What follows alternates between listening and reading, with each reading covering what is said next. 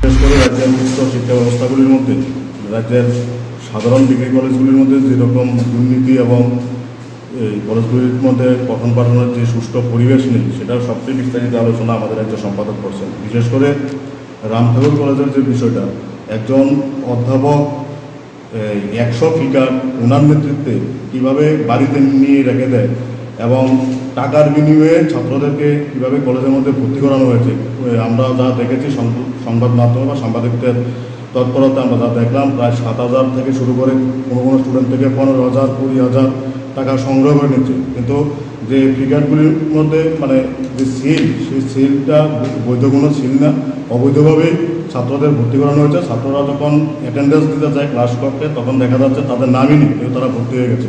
এই ঘটনা শুধু একজন সহকারী অধ্যাপক সেই ঘটনার সাথে যুক্ত তা না, এটা আমরা যা দেখলাম আমাদের রাজ্যের কিছু মন্ত্রী এবং এমএলএ তারা কলেজে সরাসরিভাবে 400 ছাত্রকে ভর্তি করানোর জন্য নির্দেশিকা দিয়ে দিচ্ছে, রিকমেন্ডেশন দিয়ে দিচ্ছে কীভাবে কলেজের মধ্যে মন্ত্রী বা বিধায়করা কীভাবে এই কাজগুলি করতে পারে। সবটা ঘটনাই অবৈধ ঘটনা। এইটাকে সুষ্ঠু তদন্ত করে যারা এই ঘটনার পিছনে পর্দার আড়াল থেকে যারা এটাকে প্রশ্রয় দিয়ে যাচ্ছে বা যে সমস্ত রাঘববলরা এই ঘটনার শুধু একজন কলেজের সহকারী অধ্যাপককে মানে এই ঘটনার সামনে এনে তারা পুরো ঘটনাকে ধামাচাপা দেওয়ার চেষ্টা করছে। এবং আমরা যতটুকু জানি, এডিনগর যেটা পুলিশ স্টেশন, ওই পুলিশ স্টেশনে একজন ছাত্র বা তার পরিবার এই বিষয়টা নিয়ে একটা মামলা করেছে, কিন্তু পুলিশ সেই মামলার নথিপত্র ফাইলের নিচে চাপা দিয়েছে, সেটাকে উত্থাপন করছে না। এই পুরো ঘটনারই একটা সঠিক তদন্ত করে তাদের পিছনে কারা আছে। শাসক দলের আমরা জানি, শাসক দলের অনেক তাবর নেতৃত্ব এই ঘটনার সাথে যুক্ত, তাদেরকে প্রকাশ্যে জনসম্মুখে তাদের চেহারাগুলি আনা, পাশাপাশি রাজ্যের প্রত্যেকটা শিক্ষাঙ্গনে, শুধু বিশেষ করে ধর্মনগর কলেজ না, রাজ্যের প্রত্যেকটা শিক্ষাঙ্গন বিশেষ করে কলেজগুলোর মধ্যে পড়াশোনার কোনো সুষ্ঠু পরিবেশ নেই।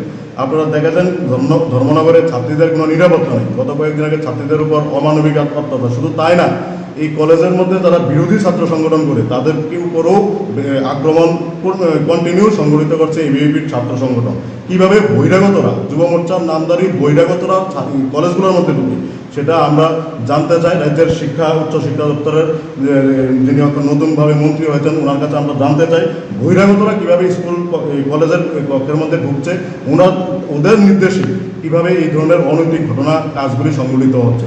আমরা দেখছি যে এই কলেজগুলোর মধ্যে সন্ধ্যার পর তাদের একটা আড্ডা এবং তাদের সাথে নেশাগার বাড়ির প্রত্যেকটা কলেজের মধ্যে ক্যাম্পাসের মধ্যে নেশাগার বাড়ি সহ সমাজদ্রোহীরা প্রতিদিন সন্ধ্যার সময় কলেজের ভিতর আড্ডা চলছে। কিন্তু প্রশাসন সব কিছু জানে, কলেজ কর্তৃপক্ষ সব কিছু জানে সারা রাজ্যের মধ্যে, কিন্তু এই ধরনের কোনো পদক্ষেপ না সরকার নিচ্ছে, না কলেজ কর্তৃপক্ষ তা নিচ্ছে, না প্রশাসন নিচ্ছে, কিছুই নিচ্ছে না। কলেজগুলোতে কোনো সুষ্ঠু পরিবেশ নিয়ে আজকে পড়াশোনা করার মতো।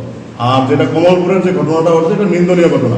এই ধরনের ঘটনা বিগত দিনও ঘটেছে। আমরা দেখেছি গত 2-3 বছর আগে যেটা বিশালগড় এই রবীন্দ্রনাথ যে কলেজ মহাবিদ্যালয়, ওই কলেজে ছাত্রীর মধ্যে প্রণয়ের ঘটনা, সেটা সোশ্যাল মিডিয়ায় এসেছে। কিন্তু মানে এটা বিরাট ঘটনা যে একজন অধ্যাপক একজন ছাত্রীর মধ্যে প্রণয়ের ঘটনা।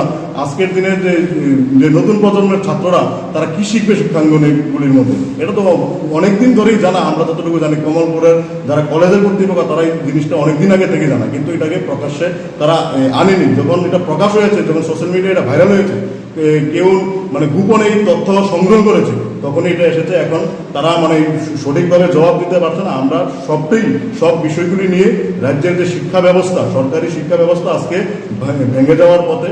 কলেজগুলোর মধ্যে ব্যাপক দুর্নীতি এবং ইউজিসি গাইডলাইন অনুযায়ী কলেজগুলোর মধ্যে মানে ফলো করছে না এই কলেজ কর্তৃপক্ষ এবং ত্রিপুরা ইউনিভার্সিটি, যার ফলে এই রাজ্যের ছাত্রছাত্রীরা প্রায় আশঙ্কার মধ্যে আছে। তারা সঠিক সময় পরীক্ষা দিতে পারছে না। তারা আগামী দিনে তাদের পড়াশোনা কী অবস্থা হবে, তারা আগামী দিনে পাস করবে না ফেল করবে, তাদের মধ্যে একটা দুশ্চিন্তা চেপে পড়েছে।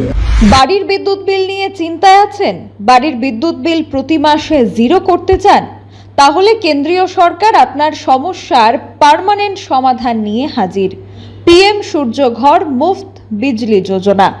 আপনার নিজের কোনো আর্থিক বিনিয়োগ ছাড়াই শুধুমাত্র কেন্দ্রীয় সরকারের আর্থিক সহায়তা এবং আর্থিক অনুদান দিয়েই বাড়িতে অনগ্রিড সোলার প্লান্ট বসান এবং বিদ্যুৎ বিল থেকে চিরতরে মুক্তি পান। বিস্তারিত জানতে যোগাযোগ করুন মহামায়া ট্রেডার্সের সাথে। ঠিকানা বাধারঘাট রামঠাকুর কলেজ সংলগ্ন। যোগাযোগ মাধ্যম 8732020819।